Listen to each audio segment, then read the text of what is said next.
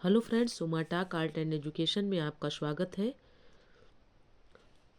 हम आधुनिक भारत का इतिहास सामान्य ज्ञान की सीरीज लेके चल रहे थे, जिसमें आज हम देखेंगे बंगाल में अंग्रेजी शक्ति का उदय। भारत के प्रांतों में बंगाल अत्यंत उपजाऊ और सबसे समृद्ध था। अंग्रेजों ने बंगाल में अपनी प्रथम कोठी 1651 ईस्वी यानी 1651 ईस्वी में शाह शुजा की अनुमति से बनाई थी। मुर्शिद कुली खां बंगाल का स्वतंत्र शासक था। मुर्शिद कुली खां ने अपनी राजधानी ढाका से मुर्शिदाबाद स्थानांतरित कर दी। मुर्शिद कुली खां ने इजारेदारी प्रथा प्रारंभ की और कृषकों को तकावी यानी अग्रिम कृषि कर ऋण प्रदान किया। किसने किया? मुर्शिद कुली खां। और कौन सी प्रथा थी? इजारेदारी प्रथा। इजारेदारी प्रथा ठेकेदारी प्रथा को कहा जाता था। यानी इजारेदारी प्रथा क्या थी? एक प्रकार की ठेकेदारी प्रथा थी। मुर्शिद कुली खां के पश्चात उसका दामाद शुजाउद्दीन बंगाल की गद्दी पर बैठा। शुजाउद्दीन के पश्चात सरफराज खां बंगाल का नवाब बना। बिहार का सूबेदार अलीवर्दी खां 1740 ईस्वी में गिरिया के युद्ध में सरफराज खां को मारकर बंगाल का नवाब बन गया।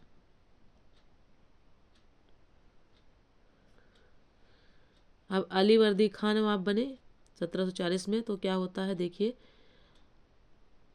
इसके शासनकाल में यानी अलीवर्दी खां के शासनकाल में बंगाल इतना समृद्धशाली बन गया कि बंगाल को भारत का स्वर्ग कहा जाने लगा।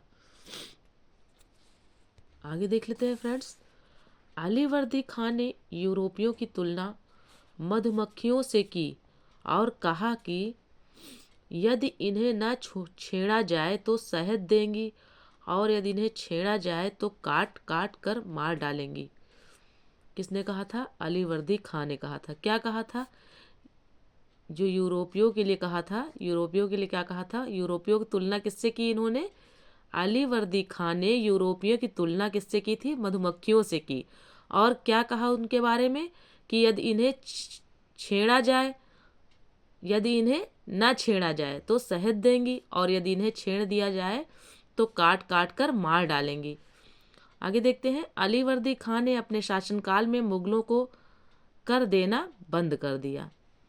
अलीवर्दी खां की मृत्यु के पश्चात उसका दामाद सिराजुद्दौला उसका उत्तराधिकारी बना। सिराजुद्दौला कौन था? अलीवर्दी खां का दामाद था। अब ये उत्तराधिकारी जब बनते हैं तो ये फिर राजगद्दी पर भी बैठेंगे। देखिए, सिराजुद्दौला द्वारा 20 जून 1776 ईस्वी की रात में 146 अंग्रेजों को एक छोटे कमरे में बंद कर दिया गया। अगले दिन सुबह मात्र 23 अंग्रेज ही जिंदा बचे। इस घटना को ब्लैक होल के नाम से जाना जाता है। किस घटना को? देख लेते हैं फिर से इस पॉइंट को देख लेते हैं, क्योंकि ब्लैक होल पूछा जाता है। ठीक है, तो देखते हैं। सिराजुद्दौला द्वारा 20 जून 1756 ईस्वी की, यानी सिराजुद्दौला ने क्या काम किया?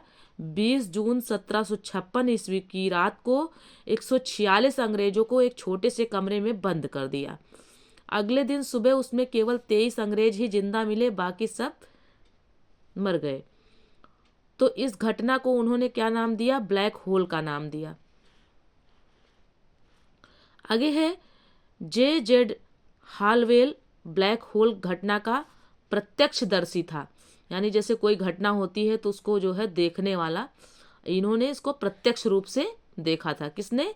J.Z. हालवेल।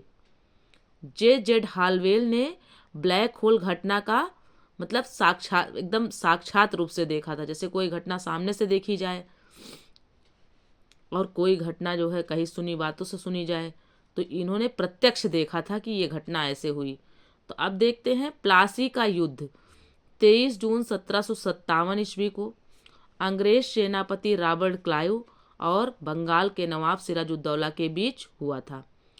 पहले तो पूछा जाता है प्लासी का युद्ध कब हुआ था, तो क्वेश्चन आता है प्लासी का युद्ध कब हुआ था, तो कब हुआ था 23 जून 1757 को हुआ था, यानी 1757 का मतलब 1757 ईस्वी में हुआ था। अब किसके किसके मध्य हुआ था ये क्वेश्चन आता है, तो अंग्रेज सेनापति रॉबर्ट क्लाइव और बंगाल के नवाब सिराजुद्दौला के बीच हुआ था प्लासी का युद्ध। आगे देखते हैं प्लासी के युद्ध में क्या हुआ। प्लासी के युद्ध में सिराजुद्दौला की सेना का सेनापति मीर जाफर था, यानी जब प्लासी का युद्ध हुआ तो कोई ना कोई सेनापति रहता है भाई। अब सेनापति है तो सेनापति का क्या नाम था, जो सिराजुद्दौला की तरफ से सेनापति थे उनका नाम था मीर जाफर। प्लासी के युद्ध में मीर जाफर की धोखाधड़ी के कारण सिराजुद्दौला की हार हुई, यानी उसने धोखा दे दिया, जिसने मीर जाफर ने सिराजुद्दौला को धोखा दे दिया, जिसकी वजह से इनकी पराजय हो गई। प्लासी के युद्ध में मोहनलाल एवं मीर मदान के नेतृत्व में एक छोटी सी सेना नवाब के प्रति वफादार रही। मीर मदान लड़ते हुए मारा गया। अंग्रेजों ने मीर जाफर को बंगाल का नवाब बनाया। अब चूंकि ये धोखाधड़ी किए थे तो भाई जब सिराजुद्दौला हार गए तो इनकी वजह से हुआ था, मीर जाफर की वजह से, तो मीर जाफर को बंगाल का नवाब बना दिया गया, जिसके बदले में मीर जाफर ने अंग्रेजों को 24 परगना की जमींदारी दे दिया। अब जब इनको नवाब बना दिया तो इन्होंने क्या किया, 24 परगना की जमींदारी जो है अंग्रेजों को दे दिया। अंग्रेजों ने मीर जाफर को हटाकर 1760 ईस्वी में उसके दामाद मीर कासिम को बंगाल का नवाब बनाया। फिर देखते हैं आगे। मीर कासिम अलीवर्दी खां के बाद बंगाल का दूसरा सबसे योग्य नवाब था। मीर कासिम अपनी राजधानी मुर्शिदाबाद से मुंगेर ले गया। आगे देखते हैं। 22 अक्टूबर 1764 ईस्वी को बक्सर का युद्ध अंग्रेजों और मीर कासिम, अवध के नवाब सुजाउद्दौला तथा मुगल सम्राट शाह आलम द्वितीय तीनों की संयुक्त सेना के बीच हुआ। फिर क्या हुआ देख लेते हैं। हेक्टर मुनरो के नेतृत्व में अंग्रेजी सेना ने मीर कासिम की संयुक्त सेना को पराजित किया। अब बक्सर के युद्ध के पश्चात ही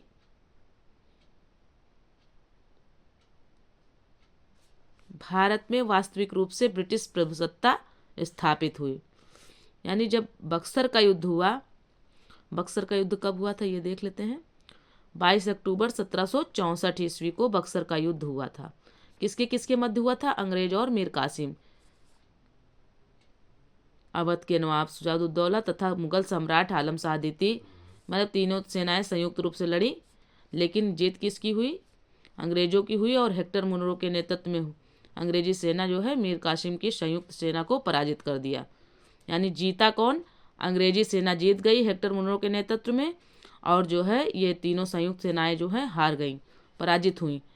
तो फिर इसी युद्ध ने यह निर्णय ले लिया कि जो है ब्रिटिश प्रभुसत्ता स्थापित हुई। कहाँ पर, भारत में वास्तविक रूप से ब्रिटिश प्रभुसत्ता स्थापित हो गई बक्सर के युद्ध के पश्चात।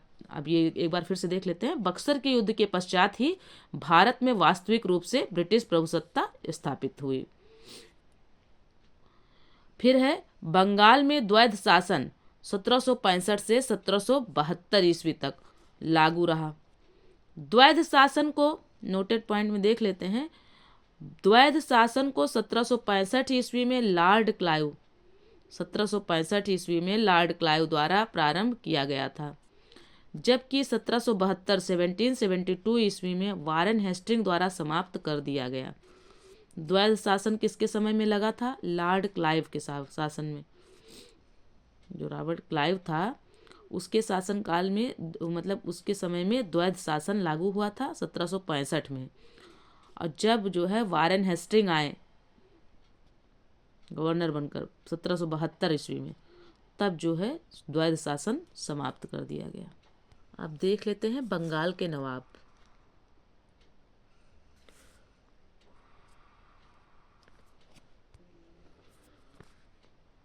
मुर्शिद कुली खां 1717 से 1727। फिर है सुजाउद्दीन 1727 से 1739 यानी 1739। सरफराज खां 1739 से 1740 1739 से 1740 तक। फिर है अलीवर्दी खां। अलीवर्दी खां आए तो 1740 से 1756 तक रहे। सिराजुद्दौला फिर रहे 1756 से 1757 तक। फिर आए मीर जाफ़र 1757 से 1760 तक। फिर आए मीर कासिम तो 1760 से 1763 तक। फिर है मीर कासिम आए 63 तक। फिर उसके बाद मीर जाफ़र 1763 से 1765 तक। फिर निज़ाम उद्दौला 1765 से 1766 तक। फिर सैफ उद्दौला 1766 से 1770 तक। फिर आए मुबारक उद्दौला 1770 से 1770 से 1775 तक। आज देख लेते हैं आंग्ल मैसूर संबंध। 1399 ईस्वी में मैसूर में वाडियार राजवंश की स्थापना हुई। हैदर अली ने अपना जीवन एक घुमक्कड़ घुड़सवार के रूप में शुरू किया था। हैदर अली 1761 ईस्वी में मैसूर का शासक बना। मैसूर का शासक हैदर अली कब बने? 1761 ईस्वी में बने। फिर द्वितीय आंग्ल मैसूर युद्ध के दौरान पोर्ट नोवा के युद्ध में हैदर अली पराजित हुआ। किस युद्ध में? पोर्ट नोवा के युद्ध में हैदर अली क्या हुआ? पराजित हुआ और उसकी मृत्यु हो गई। कब हुई? द्वितीय आंग्ल युद्ध में हुई। और द्वितीय आंग्ल युद्ध के दौरान पोर्ट नोवा के युद्ध में हैदर अली पराजित हुआ और उसकी मृत्यु हो गई। प्रथम आंग्ल मैसूर युद्ध 1767 से 1769 यानी 1769 ईस्वी में हैदर अली विजयी हुआ था। कब? प्रथम आंग्ल मैसूर युद्ध में 1767 से 1769 ईस्वी में हैदर अली विजयी हुआ था, लेकिन द्वितीय आंग्ल मैसूर युद्ध में उसकी मृत्यु हो गई। हैदर अली की मृत्यु के पश्चात उसका पुत्र टीपू मैसूर की गद्दी पर बैठा। टीपू सुल्तान का जन्म 1750 ईस्वी में हुआ था। मंगलौर की संधि द्वारा टीपू सुल्तान एवं अंग्रेजों ने एक दूसरे के विजित क्षेत्रों को वापस कर दिया। जब इनकी संधि हो गई, मैंगलोर की संधि, तो उस संधि के तहत जो है जो एक दूसरे मतलब जो क्षेत्र जो है इन्होंने जीत लिया था अंग्रेजों ने, तो वो जो है एक दूसरे को वापस कर दिया। फिर है टीपू सुल्तान ने 1787 ईस्वी में 1787 ईस्वी में पादशाह की उपाधि धारण की। किसने? टीपू सुल्तान ने पादशाह की उपाधि कब धारण की? 1787 ईस्वी में यानी 1787 ईस्वी में। अपनी राजधानी श्रीरंगपट्टम में, टीपू सुल्तान की राजधानी क्या थी? श्रीरंगपट्टम थी। श्रीरंगपट्टम में टीपू ने स्वतंत्रता का वृक्ष लगाया। टीपू स्वयं जैकोबिन क्लब का सदस्य बना। जैकोबिन नाम का एक क्लब था, तो उसका सदस्य कौन बना? टीपू सुल्तान बना और अपने आप को नागरिक टीपू कहने लगा। टीपू की मृत्यु चतुर्थ आंग्ल मैसूर युद्ध के दौरान श्रीरंगपट्टम में 1799 ईस्वी में हुई।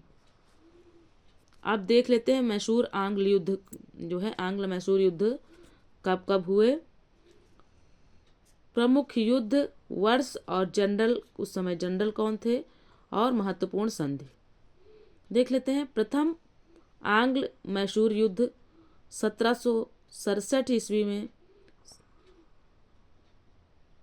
1767 से 1769 ईस्वी तक, और इसकी महत्वपूर्ण संधि कब हुई थी? मद्रास की संधि। इसमें महत्वपूर्ण संधि कौन सी हुई? मद्रास की संधि। यानी प्रथम आंग्ल मैसूर युद्ध में कौन सी संधि हुई थी? मद्रास की संधि हुई थी 1769 ईस्वी में यानी 1769 ईस्वी में। द्वितीय आंग्ल मैसूर युद्ध 1780 से 1784 के मध्य हुआ। इसके गवर्नर जनरल जो है वारेन हेस्टिंग थे। और इस संधि, कौन सी संधि हुई थी इसमें? मंगलौर की संधि हुई थी 1784 ईस्वी में। फिर है तृतीय आंग्ल मैसूर युद्ध 1790 से 1792 ईस्वी। इसके गवर्नर जनरल कौन थे? कॉर्नवालिस, लॉर्ड कॉर्नवालिस जो थे वही गवर्नर जनरल थे। फिर ये इसमें कौन सी संधि हुई थी? श्रीरंगपट्टम की संधि हुई थी। कब हुई थी? 1792 ईस्वी में हुई थी। चतुर्थ आंग्ल मैसूर युद्ध कब हुआ था? 1799 ईस्वी में हुआ था। लॉर्ड बेलेजली जो है इसके गवर्नर थे। आगे देख लेते हैं फ्रेंड्स नोटेड पॉइंट में देख लेते हैं। लॉर्ड कॉर्नवालिस ने श्रीरंगपट्टम की संधि पर यह टिप्पणी की थी। क्या टिप्पणी की थी? लॉर्ड कॉर्नवालिस ने क्या कहा था? मतलब कि हमने अपने मित्रों को अधिक शक्तिशाली बनाए बिना ही अपने शत्रु को लाभदायक रूप से लंगड़ा कर दिया। फ्रेंड्स ये वीडियो यहीं तक था, लेकिन आइए कुछ क्वेश्चंस हैं बॉक्सेस में, उनको देख लेते हैं। देखिए फ्रेंड्स, यहाँ पर एक जो है बॉक्स है जिसमें जो है क्वेश्चन है, सिराजुद्दौला के काल में घटी ब्लैक होल की घटना का प्रत्यक्षदर्शी कौन था तथा इसमें कुल कितने लोग बंद थे? तो अभी मैंने आपको ब्लैक होल की घटना बताई थी कि जो है इसका प्रत्यक्षदर्शी क्या कहते हैं कि जो बंगाल का नवाब सिराजुद्दौला था उसने 22 जून 1756 ईस्वी की रात को जो है 146 अंग्रेजों को छोटे से कमरे में बंद कर दिया था। यह घटना मैंने आपको बताई थी अभी वीडियो में। तो उसमें जो है अगले दिन जब कमरा खोला गया तो उसमें केवल 23 अंग्रेज ही जिंदा मिले थे। तो इस घटना को ब्लैक होल की घटना कहा गया। और इसको देखा किसने था? वही इसमें क्वेश्चन पूछा है कि सिराजुद्दौला के काल में घटी ब्लैक होल की घटना का प्रत्यक्षदर्शी कौन था? तो प्रत्यक्षदर्शी था जे.जेड हालवेल। कौन था? जे.जेड हालवेल था, जिसने इस घटना को प्रत्यक्ष रूप से देखा था। अब इसमें दूसरा क्वेश्चन पूछ रहा है इसमें कुल कितने लोग बंद थे? तो कुल 146 लोग, 146 लोग बंद थे। फ्रेंड्स एक अच्छा क्वेश्चन और है, अंग्रेजों द्वारा भारत में प्रभुत्व स्थापित करने वाला सर्वाधिक निर्णायक बक्सर का युद्ध किसके मध्य और कब हुआ? तो इसको मैंने अभी वीडियो में बताया था, फिर भी एक बार बता देती हूँ। 22 अक्टूबर 1764 ईस्वी को बक्सर का युद्ध अंग्रेजों और मीर कासिम अवध के नवाब सुजाउद्दौला और मुगल सम्राट आलम शाह द्वितीय के मध्य हुआ था। यानी ये जो एक तरफ बक्स जो है अंग्रेज थे और जो है दूसरी तरफ मीर कासिम की सेना थी, अवध के नवाब सुजाउद्दौला की सेना थी और शाह आलम द्वितीय की सेना थी। तो ये तीनों संयुक्त रूप से सेनाएं थी और इनका नेतृत्व, अंग्रेजों का नेतृत्व किसने किया था? हेक्टर मोनरो ने किया था। और ये कब हुआ था? तो 22 अक्टूबर 1764 ईस्वी को हुआ था ये निर्णायक युद्ध। ठीक है फ्रेंड्स, तो ये वीडियो यहीं तक था। मिलते हैं अगले वीडियो में, तब तक के लिए जय हिंद, जय भारत। अगर वीडियो पसंद आए तो चैनल को सब्सक्राइब करें, वीडियो को लाइक करें, अपने दोस्तों में शेयर करें। मिलते हैं अगले वीडियो में फ्रेंड्स।